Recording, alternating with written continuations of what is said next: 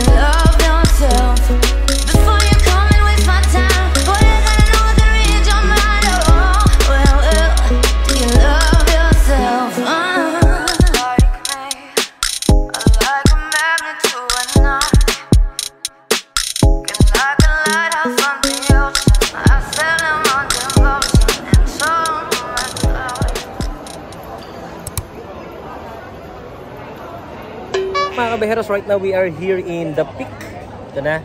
So ngayon, kung dito kayo aakyat para sa observation deck, yan ay bayad yan. Pero kung ayaw naman na magbayad, gusto niya libre, dito kayo pupunta. Ayan, dyan kayo pupunta, okay? So hindi lang ganun kataas yung view dito, pero at least okay na kasi libre naman. Tara, doon tayo sa libre. Yan yung may bayad. Pwede kayong kumuha sa klok kung gusto nyo. Ito naman yung libre. Dito tayo sa libre.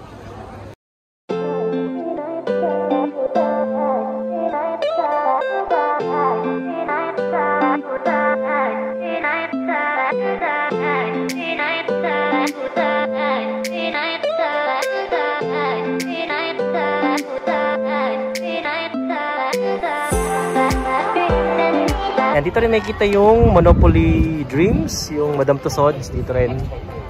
Yan, kaya kung mahilig kayong sa mga wax figures, dito nyo makikita si Lapia Wershbach.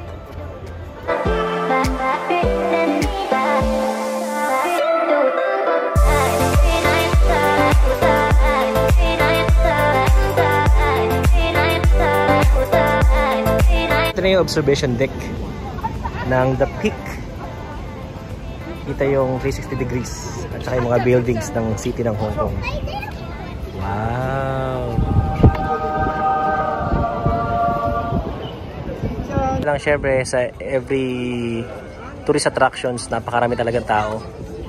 Ayan, kaya mahirapan tayong kumuha ng shots dyan. Hihintay pa tayo ng mga alis sa tao dito.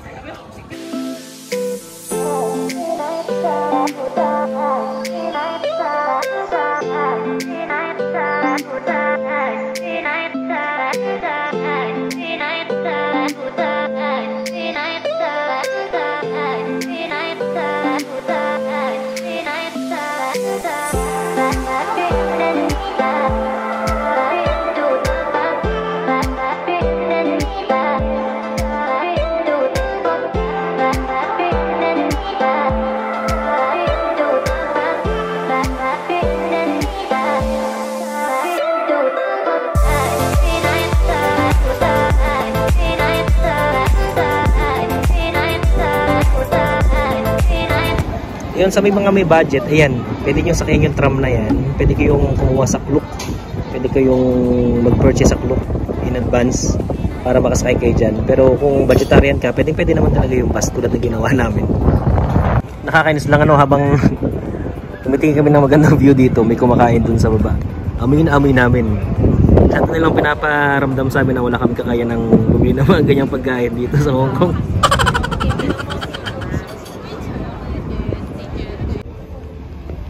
Dito naman sa kabilang side ng view deck, wala kang masyadong makikita.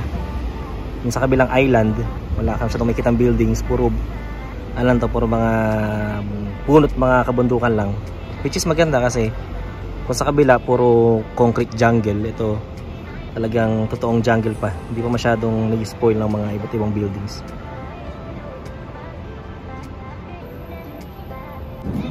Hello po tita, video kita, sama ko sa vlog ko. Hello po. Hello. Sino po kasama nyo? Pamangkin ko. Ayan, I'm with my tita. Meet Tita Rose, ang tita ko na naka-base dito sa Hong Kong. Hello Tita Rose. Tita Rose, ganda naman.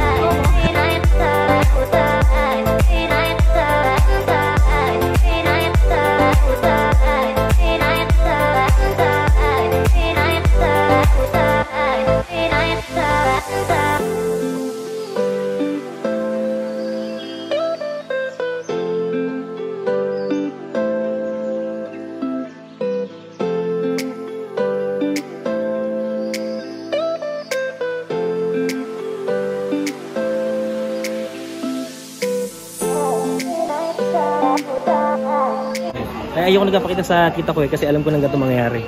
After namin kumain, nagbigay nito. Tapos bukod dyan, balak pa kami ibili nitong pop shirt na Giordano. Kaya mahal-mahal niya, nahiya na. Hindi ko na tuloy alam kung gagawin. Parang gusto ko na umalis dito. Sobrang hiya.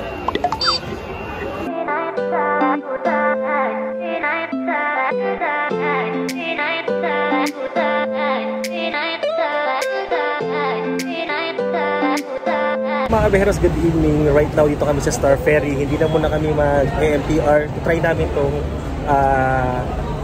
transportation na to, yung Star Ferry pupunta sa kabilang island sa PST. Okay? Kasi mas mura dito. At saka magandang experience din. Nasa dagat naman kami babiyahe.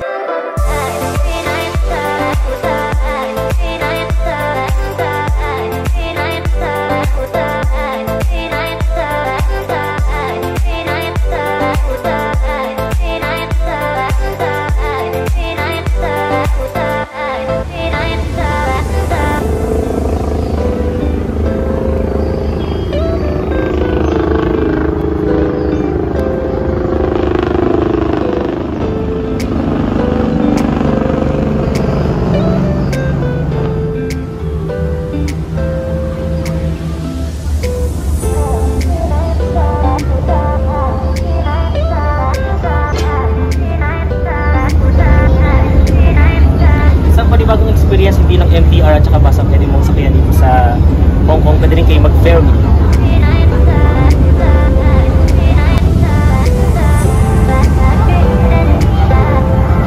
Ang laki ng LED screen nila.